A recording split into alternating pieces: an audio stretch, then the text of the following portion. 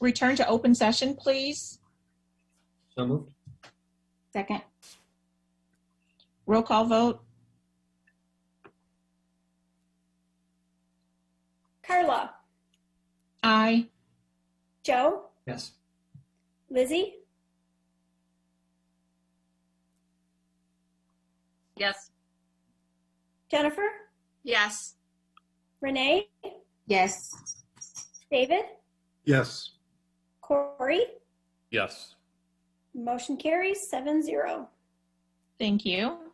Welcome everyone again to the special board meeting of the Woodland Community Consolidated School District number 50 for March 31st, 2021. The meeting will now come to order. Roll call, please. Carla, Here. Joe, Here. Lizzie, Here. Jennifer, Here. Renee, Here. David, Here. Corey, Here. and we have quorum. Great. Please all join me in the Pledge of Allegiance. I pledge allegiance to the flag of the United States of America and to the republic for which it stands, one nation under God, indivisible, with liberty and justice for all.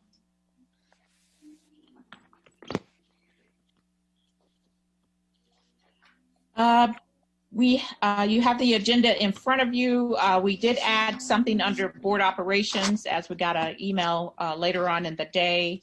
So the agenda that you received on Monday has been updated. Can I get a motion to approve the agenda as updated? So moved. So moved. Second. Discussion? Roll call vote. Joe, Yes. Lizzie, Yes. Jennifer, Yes. Renee, Yes. David, Yes. Corey, Yes. Carla. Aye. Motion carries 7-0.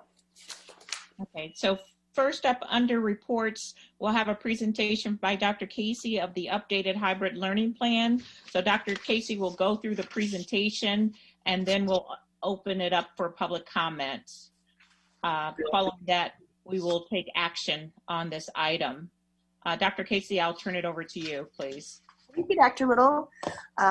I'm super excited to present this tonight because when I think about where we were a year ago tonight and where we are now, you know, I feel like we've come through the really hard stuff and we're back on a really good track. So anytime I can present about bringing more students back safely, I'm excited to do that. So tonight I'm going to share with you some information regarding the new state guidance, what we're able to do.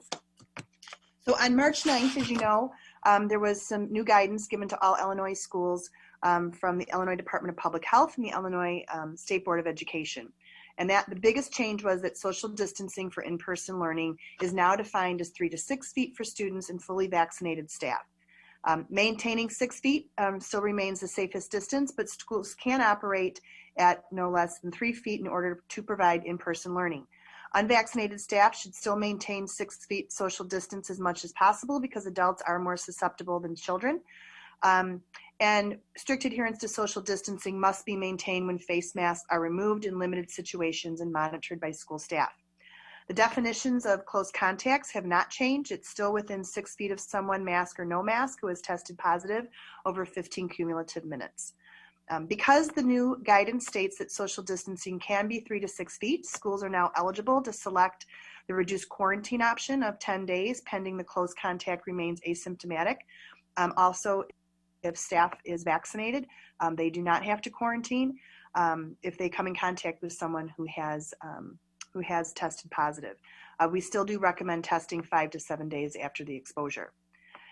School districts still should require self-certification and verification for all staff, students, and visitors prior to entering school buildings.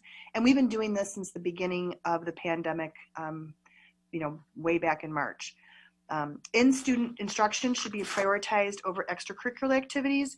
And right now, the majority of cases that are coming into the Lake County Health Department regarding young people have come from sports and other outside activities. So that's something that we're watching also.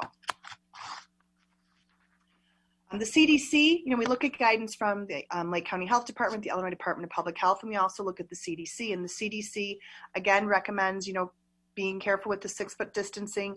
They're still recommending it between adults, and they're also talking about making sure that you have the 6-foot distancing during certain activities such as band or choir or those types of things. So tonight I thought the easiest way to explain the changes that we were proposing, I went over them at the last board meeting, but this time I thought I'd break it down by school. So our first school is our primary school. And our goal overall is to increase the amount of students in person as safely as we can. So therefore, we examined every grade and every school and every space again to fulfill that goal.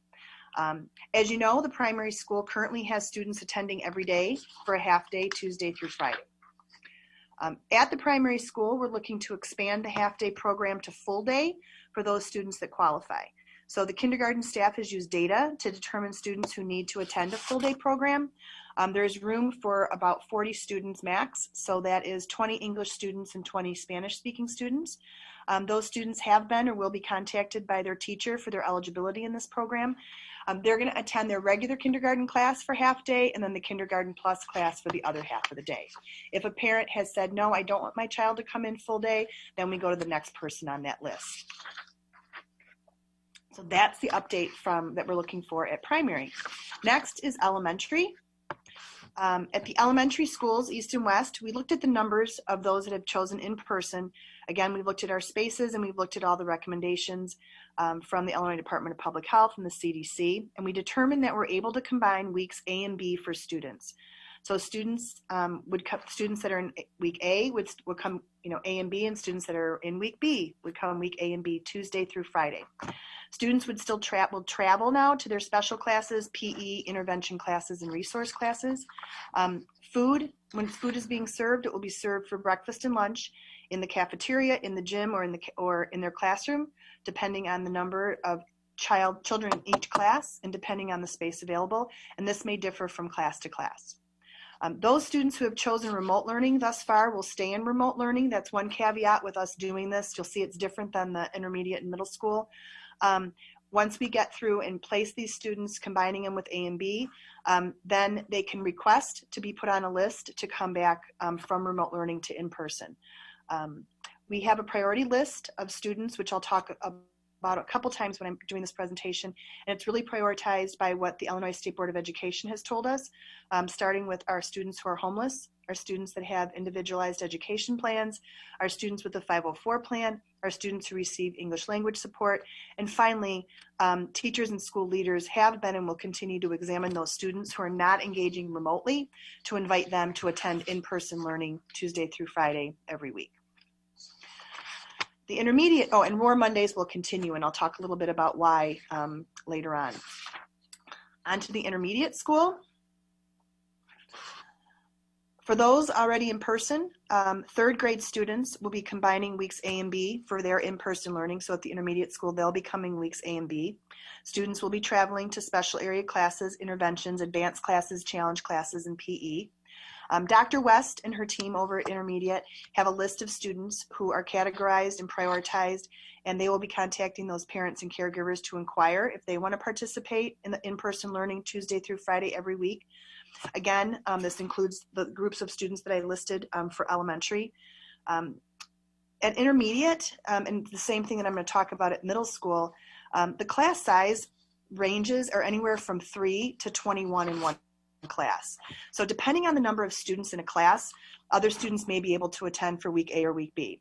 So the number of who is in person and the number who has been remote, they've been changing daily. So parents have been calling in and saying, you know what, my child has come back in person, I really want them to go. I want them to go back remote. So we've been changing them to remote, or vice versa. Somebody's called and said, I said I wanted remote, but I really want my child in person. Can they come in person? So at the intermediate and middle school, they've really been working to try and take care of all of those parent requests. There's currently over 640 students at the intermediate school who are learning in person, and we hope obviously to increase that number. One of the categories I discussed earlier were if we decided to have A and B weeks together, were other families who are enrolled in those A and B weeks. We're asking families, if you are attending in person and you'd like your child to attend for both weeks, we need to go through that priority list, but please just contact the principal and you can be put on a waiting list. And again, some classes we may be able to do it and other classes we may not. So if a parent would like to do that, we just need to know that you want to do that. We have parents that want to, we have parents that don't. We have some parents, when they heard about this plan at the last board meeting, do not want their children to come in because now we have more children coming in, so they're more comfortable not having their children in. So we're really doing our best to try and accommodate what parents want. You know, we feel that parents really know what's best for their children, so we want to be able to allow them that choice.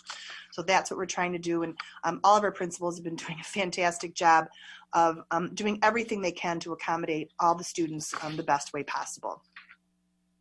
So middle school, our 6th through 8th grade students, they're going to be following the same path as our intermediate students. Mrs. Drake and her team also have a list of students who are in the categories I mentioned before, and they'll be contacting those students to return Tuesday through Friday every week.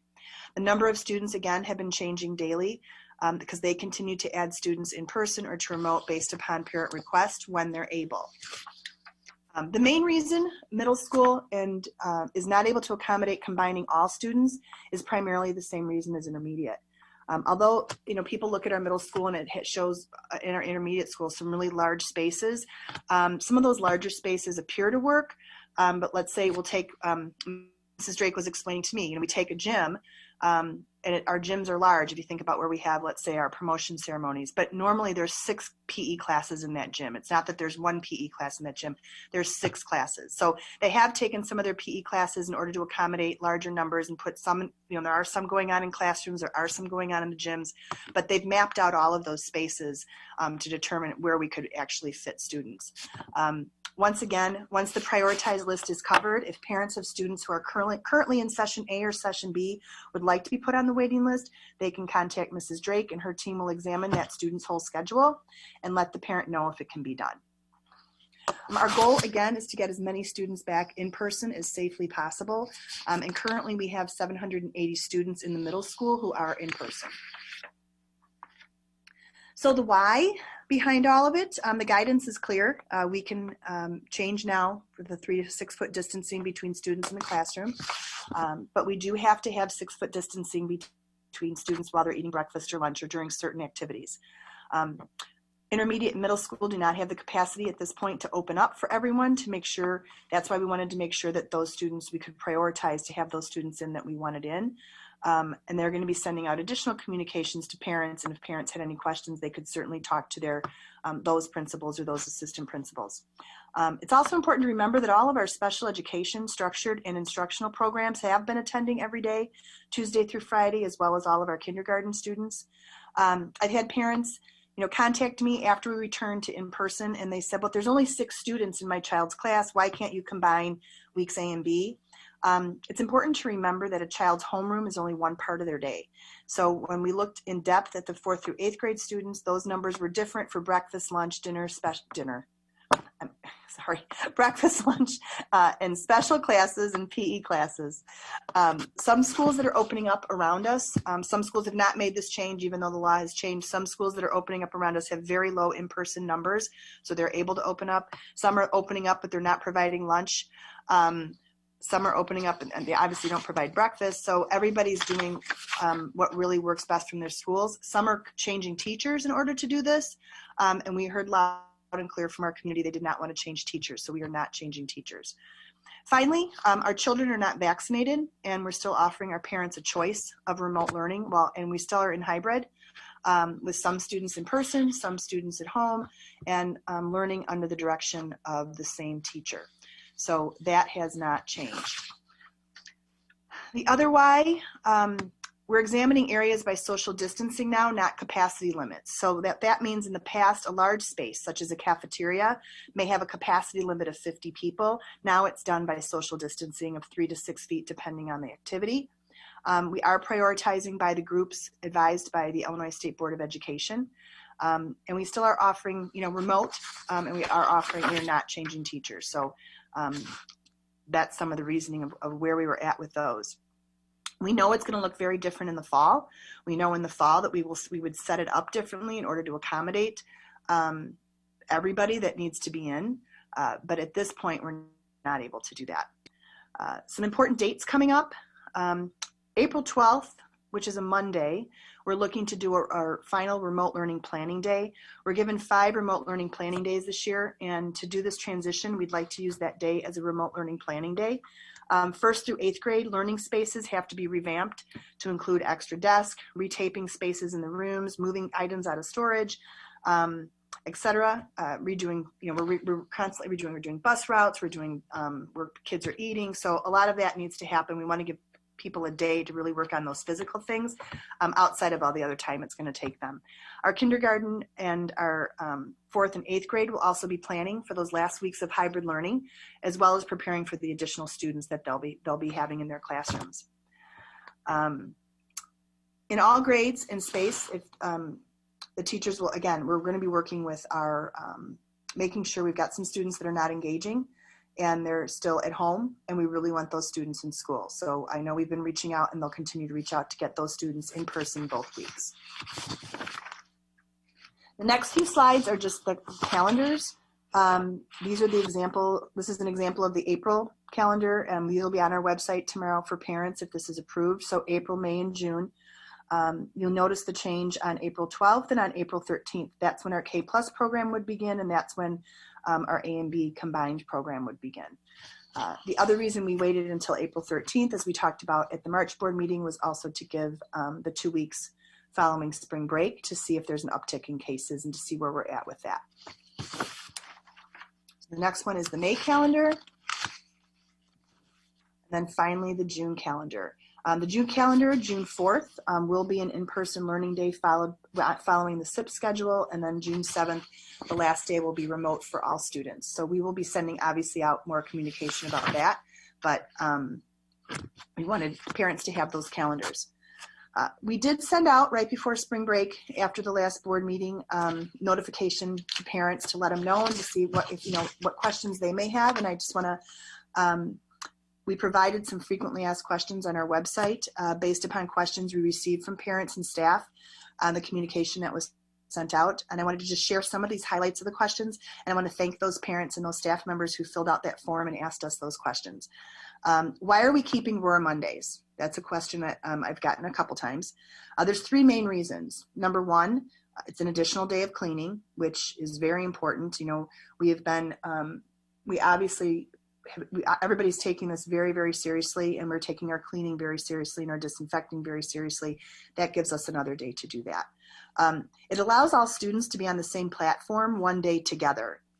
So it is nice to have everybody in one learning mode one day together. And finally, and Dr. Thomas has been sharing information with the board about this and can always share more.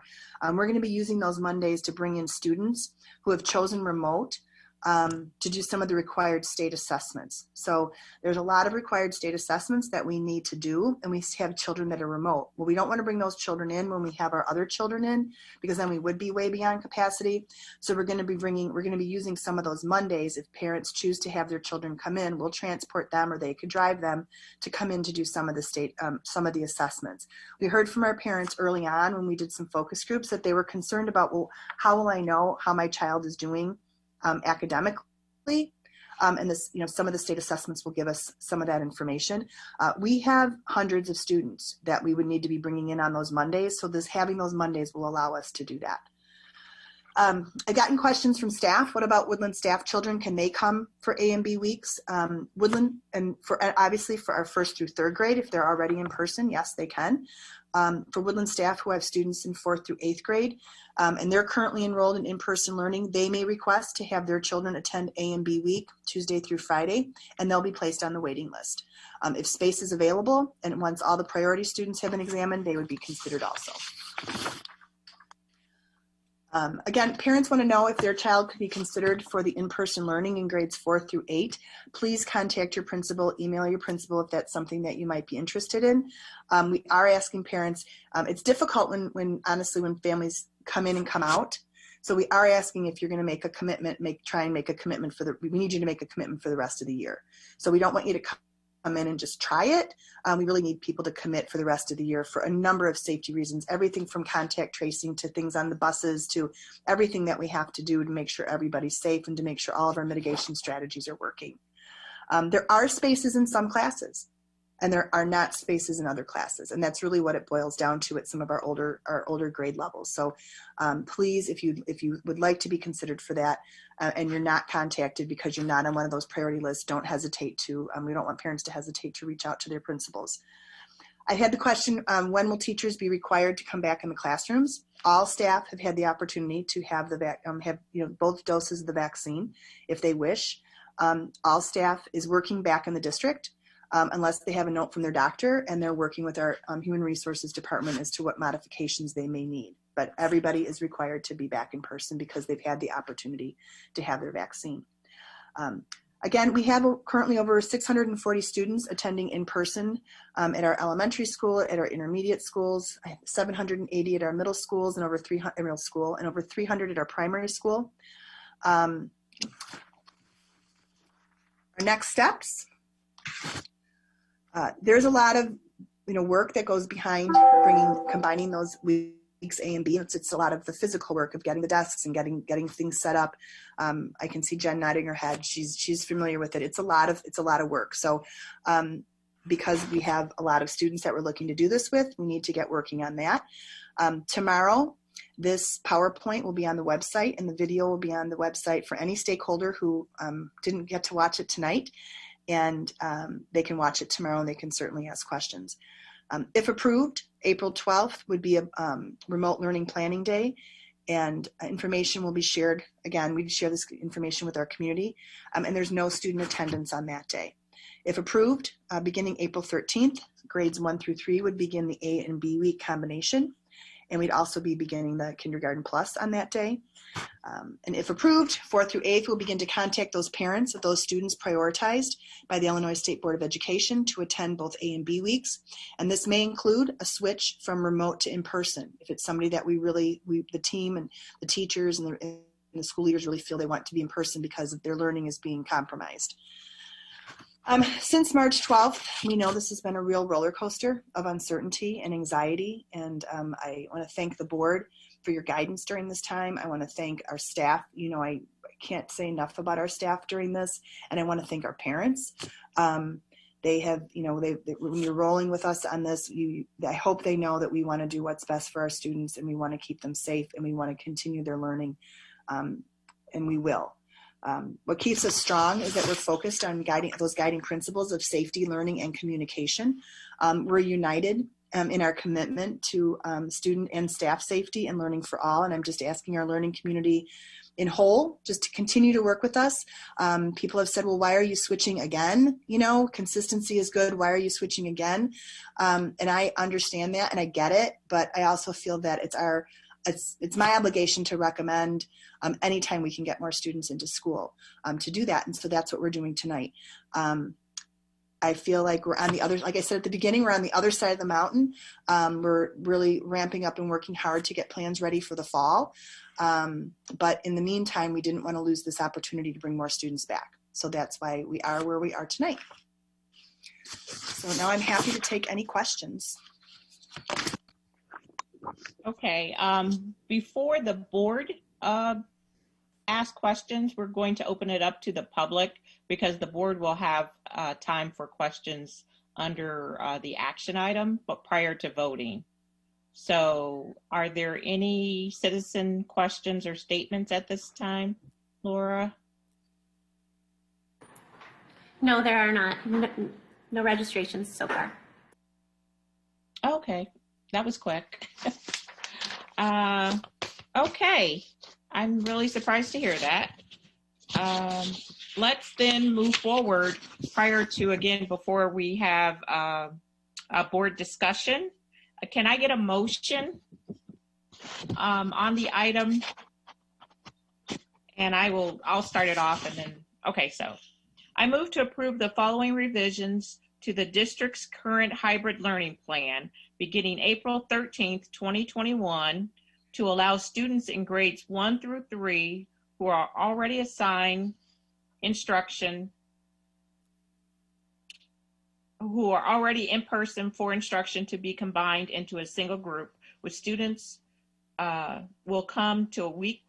I'm sorry, this is hard to read. Which students will come to school weekly, Tuesday through Thursday, to allow a maximum of 40 students in the K+ program at primary to attend school for a full day, classroom space permitting, to allow grades 4 through 8 to prioritize weekly Tuesday through Thursday instruction.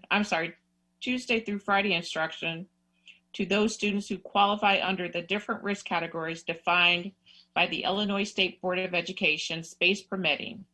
All students, regardless of grade level and learning plan, will continue remote learning on Roar Mondays, and the district will continue to provide a 100% remote learning option for families who are concerned about returning in person for elevated health risk or for personal choice. Second. Sorry, Joe. Okay, discussion. I did have a question about, because it came up as a criticism, I think, from one of the emails we received from a parent, in terms of just the communication around parents understanding Roar Monday. I think we had one email on that. I just want to make sure that was addressed, and what's our plan going forward to ensure that, I know you've sent out the school calendar. I know you've done a lot of communication around that, but have you thought about how that could be improved? Well, I can tell you that we hear what I hear mostly is that we've over communicated and we're sending out too much, because a lot of times teachers are sending it, principals are sending it, I'm sending it, district sending it. So we really have worked hard to make sure that, you know, people get the information they need. I think the Roar Monday piece was confusing for some, because it was when we were trying to have those students roll in, so we could have them in on those Mondays. I know the schools have sent home, like, you know, specifically, here's what this Monday is going to look like.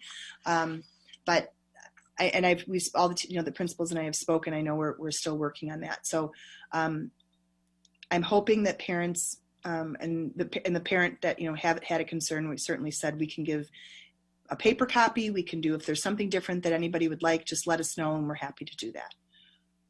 Okay, so they know to contact their school principal or the teacher to request alternate communication? Absolutely. Okay. Then my other question is on the air purifiers. There was one concern that not every office has air purifiers for the staff. Sure. So the air purifiers we have, and maybe Chris can speak to this better than I can, but the air purifiers that we have they take up, I believe they take up, and I don't know if John's in the waiting room or not, but you know, they take up like 15 to 20 feet of space. Brooke, is John in the waiting room? Could we bring John in just to answer this question? He could probably answer it better than I can, of what the air purifiers are actually doing and why we don't have them in every space. We do, if somebody does have a specific reason that they would need one, and their doctor says they would need something just in their space, then we just need to get a note from the doctor, and then we work with that person to get them what they need. Oh, good. Okay. Absolutely. But John, can you explain a little bit more about the air purifiers? Sure. The initial pass that went out, we kind of put them out in 3 phases. We targeted anywhere we had students first. Oh, good. Okay. Absolutely. But John, can you explain a little bit more about the air purifiers? Did I just?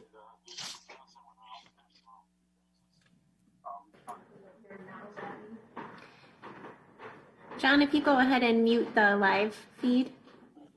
I thought I did. I turned it off. We can hear you now if you want to continue.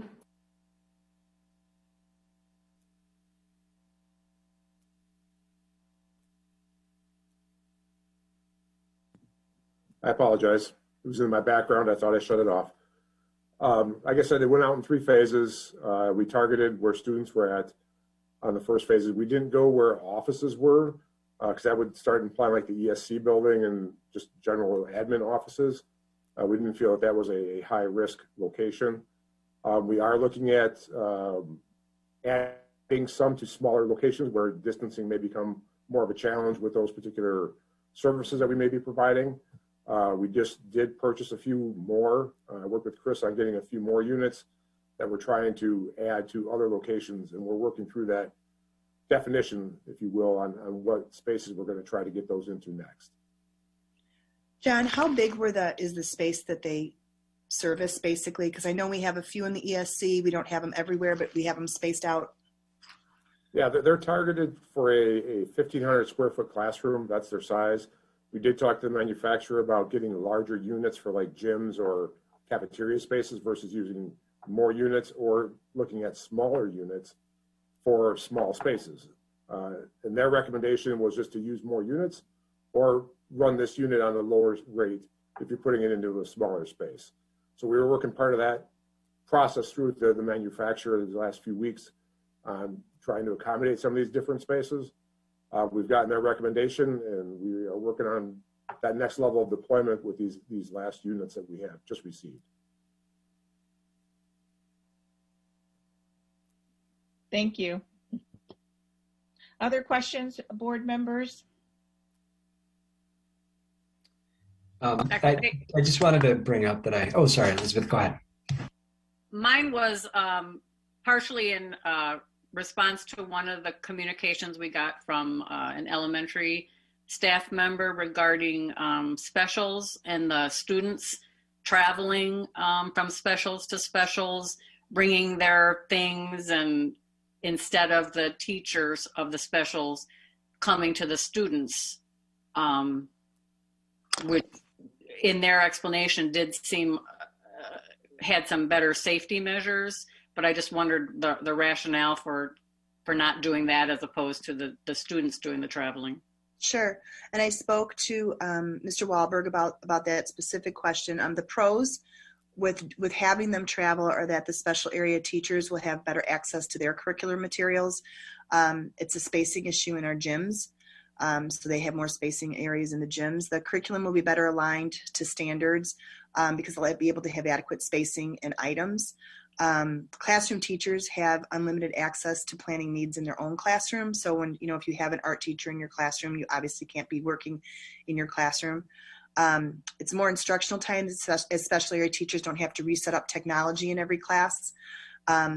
Currently, one of our elevators is broken at elementary, and so the staff have to walk from one end of the building to the other, and that was taking some time. The cons are it is more cleaning in each special area classroom by teachers between classes. There's possible cross-contamination to students during those times.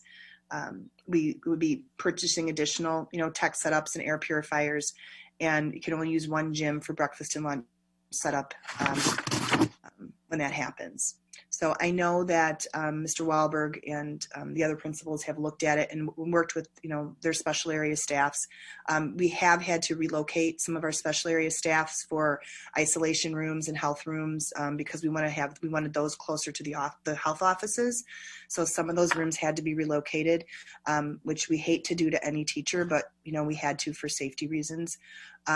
So if that doesn't answer your question, I could certainly, Mr. Wahlberg is available if we had additional questions about that. But I know they looked at, in order to make the A and B schedule work and to make the other ones work, they looked at all the possibilities.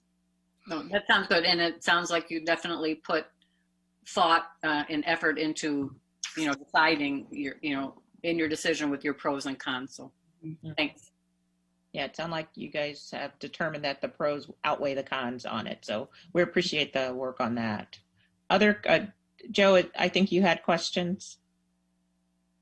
I just wanted to point out a couple of questions ago that I like Roar Mondays. I think it's a really good idea from a teaching perspective. It's very difficult to have students in 2 places at once. So having a day a week when it would be optimal if all the students were in the classroom, but that's not going to happen while kids have the remote option. So having the opportunity to check in with everyone at once in one space I think is educationally a really good thing. I know that it might be something that is an inconvenience, but it's also educationally very beneficial and should really help our teachers. So I wanted to make that point that I'm in favor of that. We've had the presentation now from Lori twice, and we've had the presentation to look at for a while. So I don't have any specific questions because I had plenty of time to look it over and figure it out. I just want to point out that this is I really appreciate not just the work that you've done, Dr. Casey, and your team, but also having all of this, having all these changes, all of these things we're trying to do. I know it's a lot for families to manage, a lot for teachers to manage, and it's required tremendous flexibility. So I don't think we can really. I can't imagine a more difficult logistical problem to solve than this, and I just appreciate how hard it is and how difficult and how much work you've put into getting kids in the building and getting them working with their teachers. I think it's been exceptional. I just wanted to say I definitely second Joe's comment about the Roar Mondays. It really is a great opportunity to build community because it is very difficult. In my profession, obviously, I see this, but very difficult to build community when kids are in different places. They can't see each other. They, can kind of hear each other. It really does give an opportunity to do some things that are allow everyone to be together, even though it is virtual. So I do think that is an important component, even though it is a bit inconvenient. I totally get that. And also want to second the work that it takes to basically keep rebuilding the plane and keep shifting and keep moving and the addition of furniture, and now you've got a new student and now 3 more kids are coming, and it is a constant evolution. So I want to thank Lori and the team and the teachers who continually keep rolling with that because it is, can be like daily changes, as Lori mentioned. Principals get calls every day. And I know that happens, and I know how much work is involved for the entire team, from your custodial staff to the teachers, to the administrators, to the office staff, and the bus drivers, and all of that has to just keep evolving. So thank you for all that work and being willing to continue to do that work just to get more kids in our building more frequently, because it really is good for kids on so many levels. To be there, and it does make a difference for the kids who really need that. So thank you for everybody who keeps making those shifts every day to be able to do that. And speaking for the team and speaking for the teachers, it's hard. I mean, what they're doing is hard work. Hybrid teaching is hard. I haven't done it.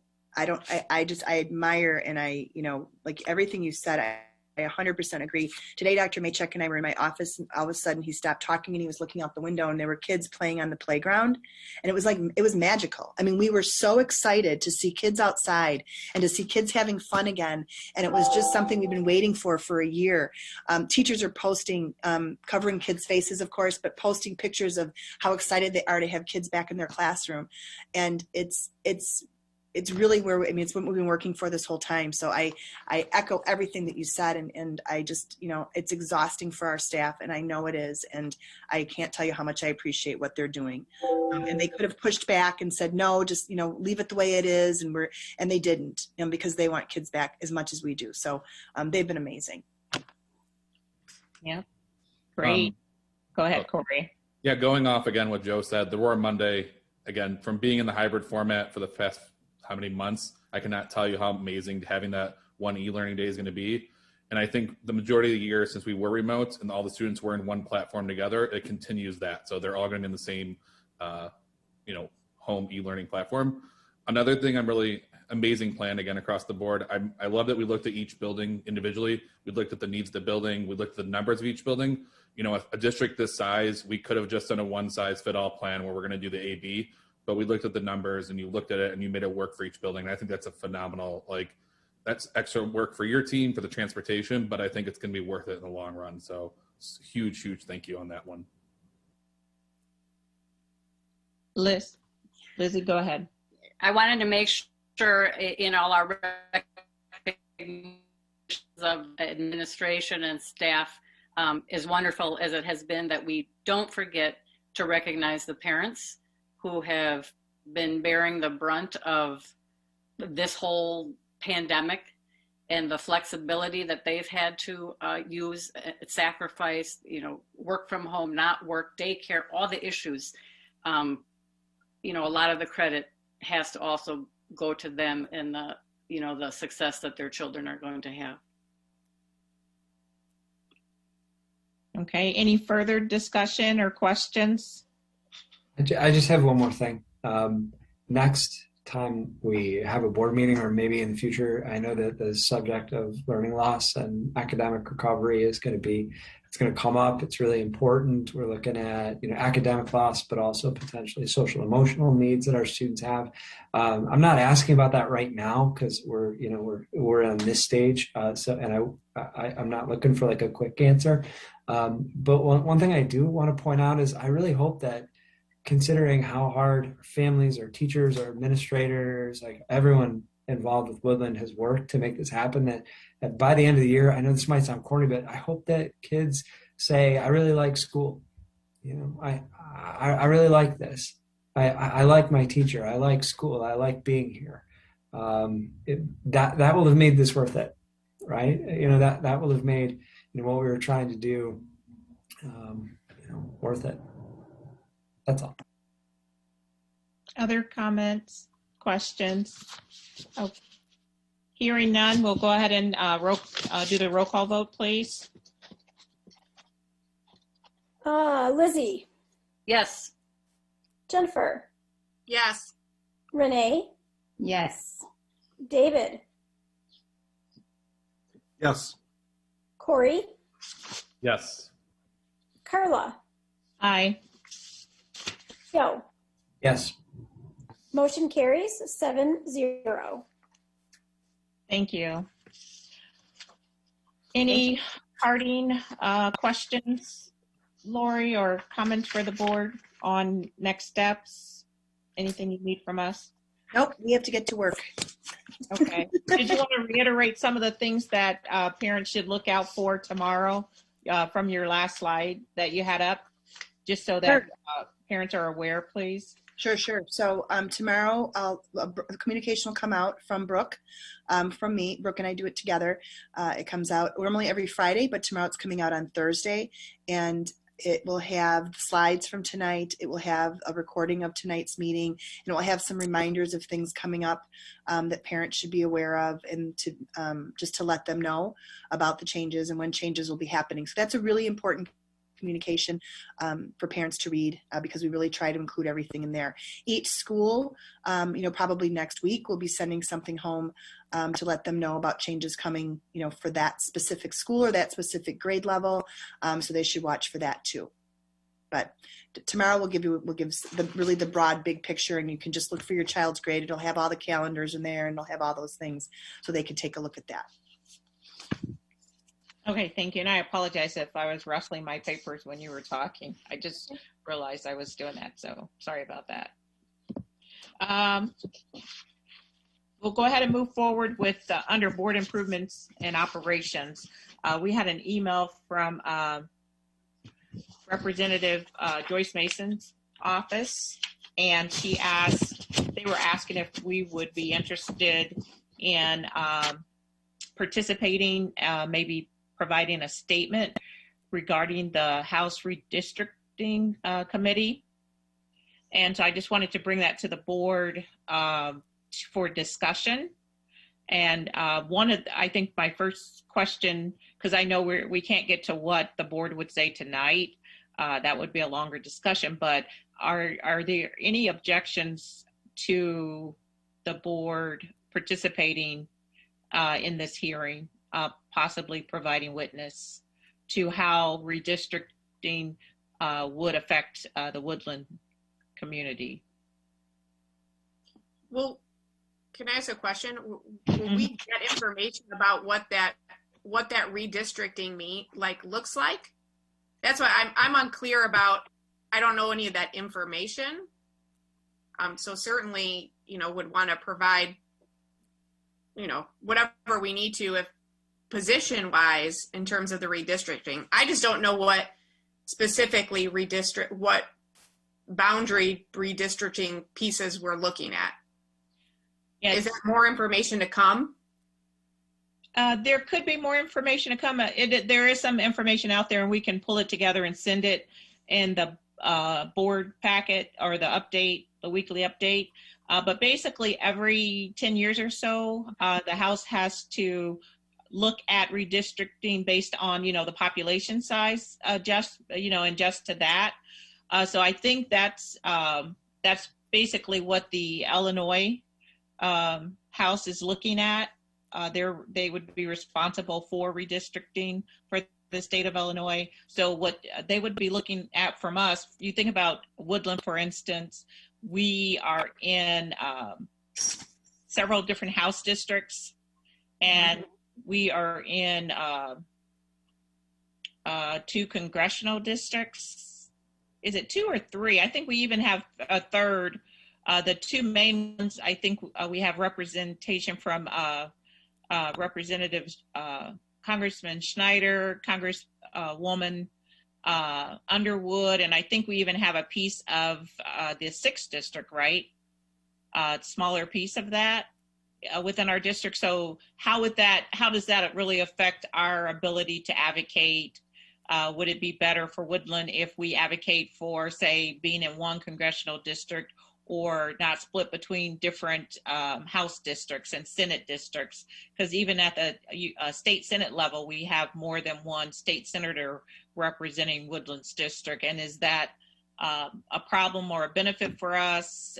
Those are things for us to think about in terms of redistricting. How has our demographic shift over the years in the district, and how does that benefit? How would a redistricting benefit us? So that's basically my understanding of it right now. Do anybody else that might be more involved? I'm not more involved, but that's my understanding of it from what I've been following. I don't have an objection per se to us. I think that it's always important for us to have a voice and have a seat at the table. So I don't have an objection.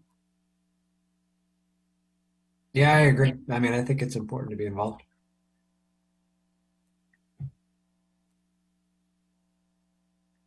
I concur. I also concur. Oh, thank you for that clarity, because I was confused. So I have no objection to the involvement. I thank you for kind of clarifying what we're really specifically talking about, because I was not sure.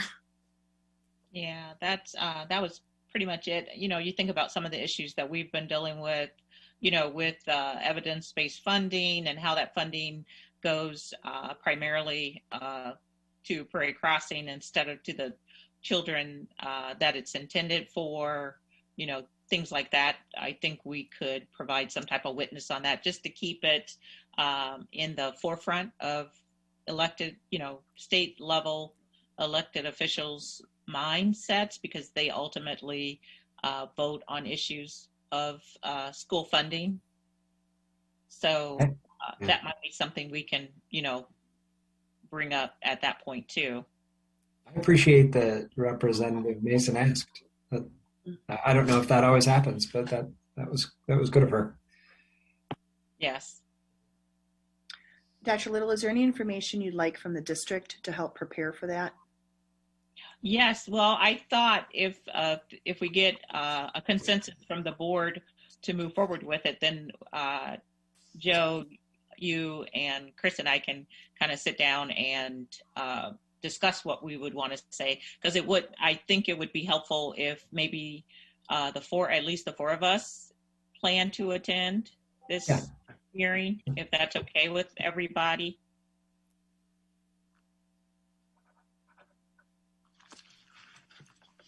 I know, I was thinking, that's what I was thinking. Is there any objections to that? I'm fine with that.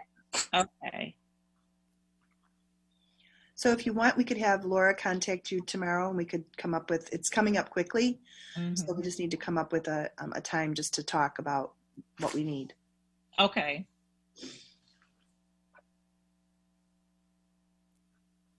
So I let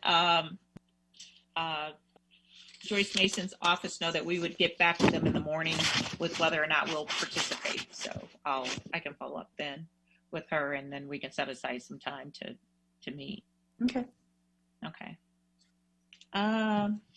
Any further discussion on that item? If not, then is there a need to go back into closed session? Hearing none. May I have a motion to adjourn? So moved. Second. Roll call vote.